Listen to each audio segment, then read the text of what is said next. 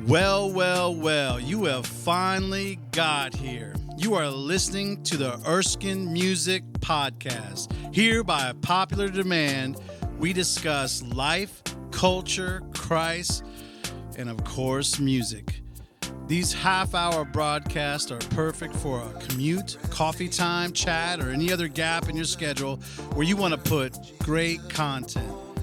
So without further ado, let's join the conversation today, already in progress. Okay, enough of this messing around and joking around stuff. Let's get Yancy on today.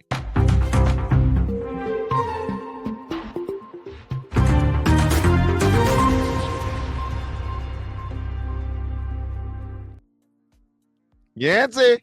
Yo, how are you? Make her the same size as me.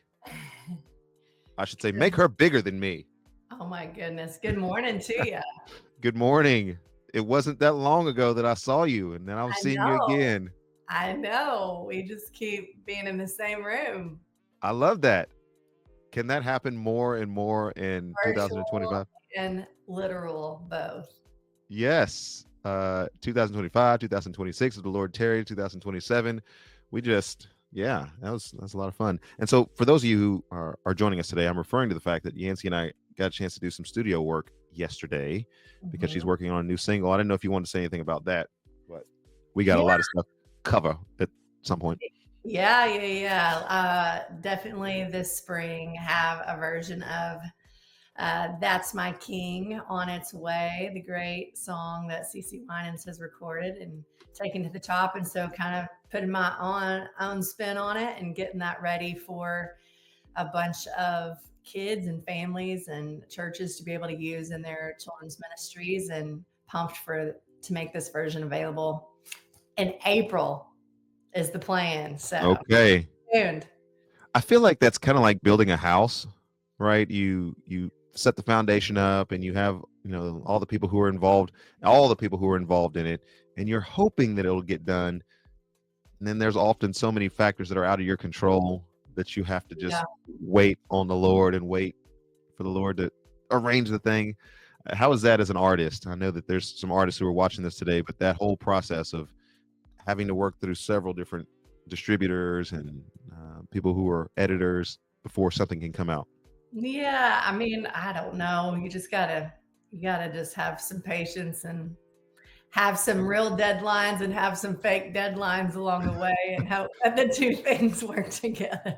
So what I'm hearing you say is be flexible, but be inflexible. Yes. Kind of, sort of. Yeah. That's great. Well, I was introduced to some of your friends last night. I'm assuming those were all your friends. I'd not worked with some of them before. And it's just great because I get a chance to get a little peek into your world and the different people that you work with and how all of that comes together and projects that we're able to do. And that was just a fantastic experience. Shout out to all the folks who were there last night, singing some group vocals last night.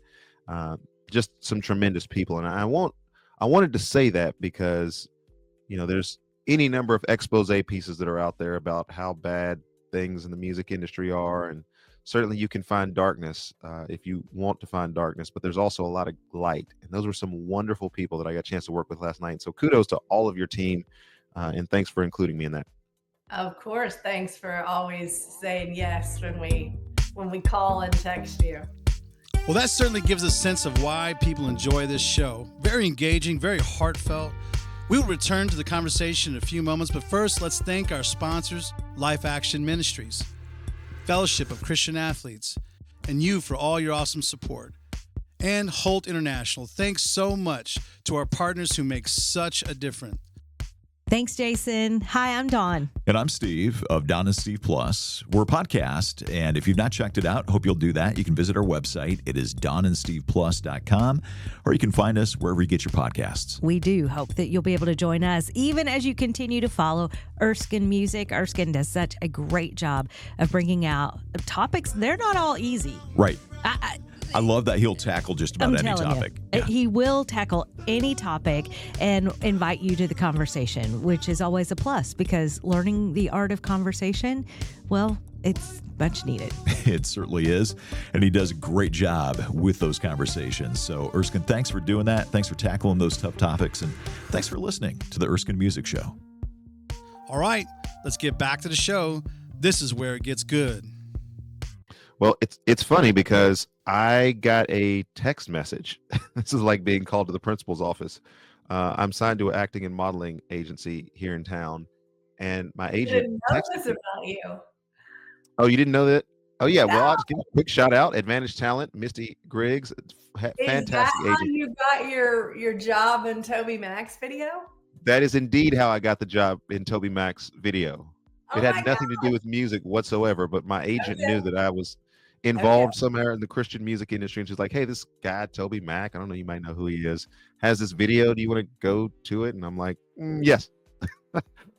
And so yeah, that was that. But she texted me yesterday, and she's like, "I've not seen any auditions from you come in lately."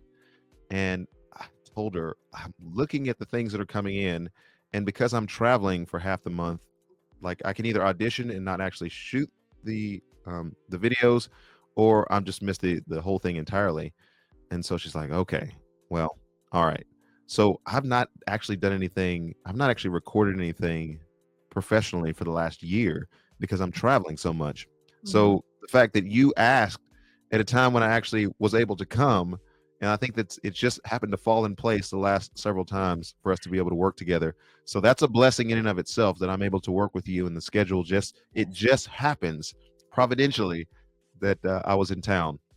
Yes, that is always a delight and a relief when it happens. I know you can identify with this, Erskine, but one of the great mysteries of life to me is how, like, even, an opportunity to go play somewhere, it's like you have all these weeks of the year that are available, but multiple people ask you to do like the exact same day or the exact same weekend. And it's always like so soul crushing when you're like, I want to do that and I can do it any other time, but I can't do that day, Exactly. I think you and I had that conversation. I think I remember I was in Oklahoma City, and we were.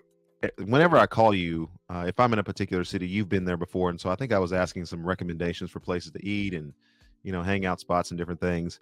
And I remember us having that conversation the first time, and I thought, Yancy really gets this, is that you long to be available, and you hope that the calendar can just play out to where one person calls you and it's like, yes, I can do that on a Monday. Yes, I can do that on a Tuesday. And like the whole calendar is filled out.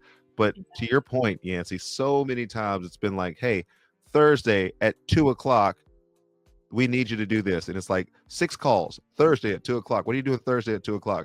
Somebody calls and you're like, oh my goodness, they're going to ask me about Thursday at 2:00. And it's like, I can only do one of those things. And so the other 4 or 5 things, they're all gone. Yeah. So, how people will talk about like their question they're going to ask God when they get to heaven, which in and of itself is a ridiculous concept, because you're like, you could ask him about it now and he could answer. But for that figure of speech, I always joke that would be my question for God, is like, why did it work out that way, that there were all these gigs you couldn't do because they were at the same time as another one? Yeah. Well, providence, I guess, would be the theological term for that.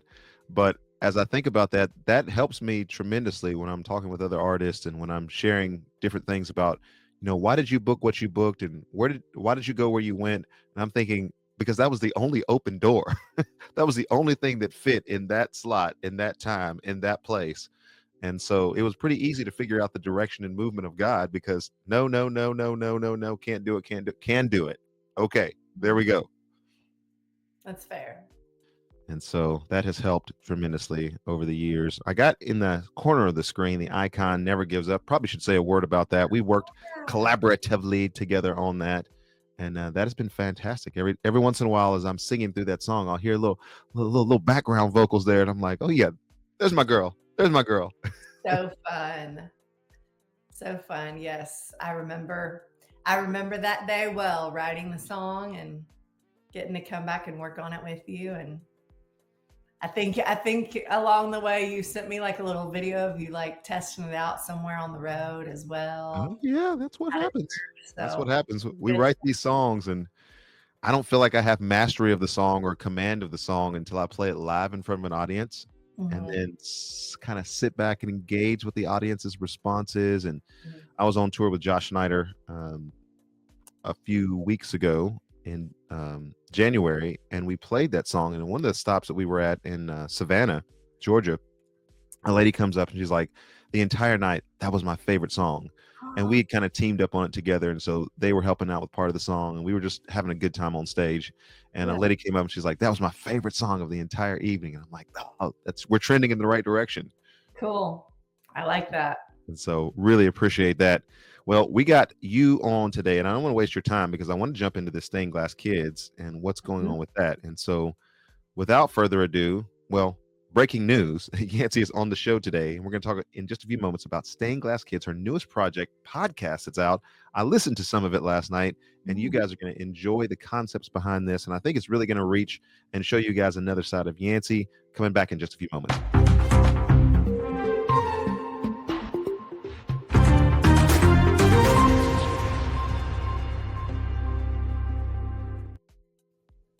All right, let's get up here. All right, so I listened to the latest podcast last Okay. night. Mm-hmm. Some of it got kind of late, and so I was, Yeah. I got the idea behind what was going on there, and it Yeah. was not what I thought it was until I started listening to it and thinking, oh, Yancy, this is Yancy 2.0. Yancy has gone to another level as far as this is concerned. And so, as I know, I don't want to insult anybody out there, but it says a podcast where through raw, redeemed, and broken, honest interviews, we bring light to the darkest parts of our stories as PKs and ministry kids. Talk to us a little bit about what's going on with Stained Glass Kids. Yeah. So, goodness gracious, this has been a long time coming. Obviously, I'm a PK. I've only ever grown up with a dad that worked in churches and worked in ministry. And if you don't know what a PK is, it stands for a pastor's kid. Preacher kid. Yeah. And if I'm honest, like for probably the last, like, I bet especially the last 4 years or so, I knew that I was just burdened for this group of people. And in many ways was kind of like, I don't know what to do with this, God, besides obviously like pray for them and, maybe look for some opportunities to like speak into it. But in many ways, I wasn't even sure like what I wanted to say. I just knew that oftentimes there's stereotypes and there's a lot of people that think a bunch of PKs are just trouble. And, certainly we've heard stories and testimonies of people that have even walked away from church and left the church because they had a bad heart experience of something that went on with either, specifically their parent or related to their parent's job in that. And so it just was one of those things where it's kind of like my spiritual antenna was up, kind of, I don't know, roaming and seeking to just pay attention to this group. And Yeah. I was on a panel at a conference beginning of last year, kind of on the subject and related to ministry families. And I remember walking back towards where my booth was during that conference and just thought there should be a podcast where we talk about some subjects that don't normally get talked about related to church, staff, life, the culture of that. Just oftentimes I found, it's a one-on-one conversation you might have with a peer. It's a little conversation in a back hallway, at church or a conference center or something. But it's not like I've just, over the years, it's not like I've seen those blog posts or, that book or that article or whatnot that was really speaking into this subject. And so God, as he does, just ordains our steps. And I had a meeting at one point last year and kind of brought up this idea that I had. And if I'm honest, immediately and as soon as I said it out loud, it was one of those moments where I thought, can I take that back? Can I unsay what I just said? Can you unhear? Here, look at this pig. Distract myself from this topic again. But kind of went away to pray about it and process it. And I remember like being on the phone with one friend, and I was just like bawling. I was crying my eyes out, and I was like, I think if I'm this emotional about it, like it's obvious that I'm supposed to do this because. Well, you probably already know that when you hear that sound, there's music on the way. After all, this is kind of a music show. Sit back and enjoy. All the music can be easily found on your favorite digital distribution channels. Turn up the volume and here we go. We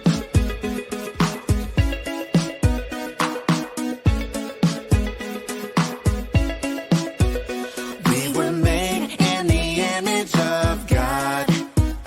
Every man, woman, boy, and girl. We were made in the image of God. God so loved that it changed the world. We can change the world.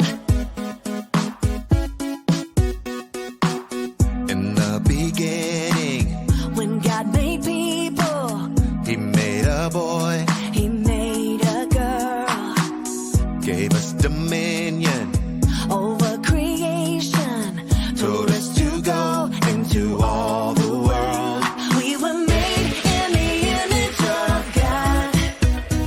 Every man, woman, boy, and girl.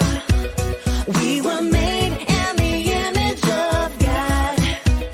God so loved that it changed the world. We can change the world. Made in the image we were. Made in the image of. Made in the image we were. Made in the image of. In the beginning, when God made people, He made a boy, He made a girl, gave us dominion over creation, told us to go into all the world. We were made in the image of God. Every man, woman, boy, and girl. We were made in the image of God. God so loved that it changed the world. We can change the world. Made in the image we were. Made in the image. Made in the image we were. Made in the image. I am fearfully and wonderfully made in the image of God. I am fearfully and wonderfully made in the image of God. Yes, I am fearfully and wonderfully made in the image of God. Yeah, we were made in the image of God. Every man, woman, boy, and girl. We were made in the image of God. God so loved that it changed the world. We can change the world. Image we were. Made in the image of. Made in the image we were. Made in the image of. Made in the image we were. Made in the image of. Made in the image we were. Made in the image. Like it's not. Let me preface and say I love Jesus and I love His church. Okay. And so this is not me. This is not some expose, as there are podcasts out there that are very much clickbait, shock value, just trying to Mm-hmm. lay all the mud out there for everybody to see. Like that's not the heart and the intention. It's more so that, hey, there are some functions, there are some ways people are treated, there are some expectations that are put on people that are not healthy. And so let's talk about it. Let's talk about how that has maybe affected some people, through the tried and true wisdom. Let's hear how they've learned to process that and grow from it. And, let's take all that information, let's learn from it, let's modify. And so the kind of one way I liken it to is it's just like a historical property. Like the church is certainly a historical property. It is a treasure that we should treasure, and I do. But even when you're doing like a remodeling of a historical property, there's some TLC involved in that. And so that's kind of, Yeah. and so kind I of the wanted podcast is yeah, I wanted gently, to, tenderly handling some of these subjects and just yeah, that was my observation, Yancy, not to cut you off, but I'm cutting you off because it's kind of my Yeah. show. But hopefully this will be a good cutting you off. Yeah. Just to make an observation about this, it's interesting when you're looking at the timing of God related to some of these sensitive matters. You've been in the industry for 25, 27 years, and you've been doing a lot of different projects, and people know your heart, and they know your vision, they know your commitment to children, and watching people grow up in the faith and be solidified in their faith at a young age and then continue on in a healthy manner. This is, when I say Yancy 2.0, I look at this as a very sensitive subject matter, because there's, like you were talking about, there's the ditch on both sides there, where it just becomes, our lives, the way that we were raised in the faith was just terrible, and our parents did a terrible job. No, they did the best they possibly could. And I think when I had Josh Snyder on, he was talking about the first time he got grounded for playing Toby Mac. His parents just didn't understand that music and what it was supposed to represent. And then his parents have grown over the years, and he doesn't look down on his parents because they did that, but they were doing the best they could at the time. So there's that side of it in which the parents were too strict, or the kids were just too wild, and there's culture of expectation. You really have to be, and this is my compliment to you, Yancy, you really have to be a mature believer to be able to process, on one hand, the hurt that's there, sometimes the misconceptions that are there, and to balance that in a way. As I was listening to it last night, I was thinking, this is kind of the middle of the road here. She's not, like you're talking about, it's not an expose where everything was terrible, but it's not, rose-colored glasses where everything was good. This is her walking down the road and saying, let's hear the stories, and let's process, and let's heal, and let's continue to move forward in faith. And so I just wanted to commend you and just say thank you so much for your maturity and dealing with the sensitive subject matter. Well, thank you very much.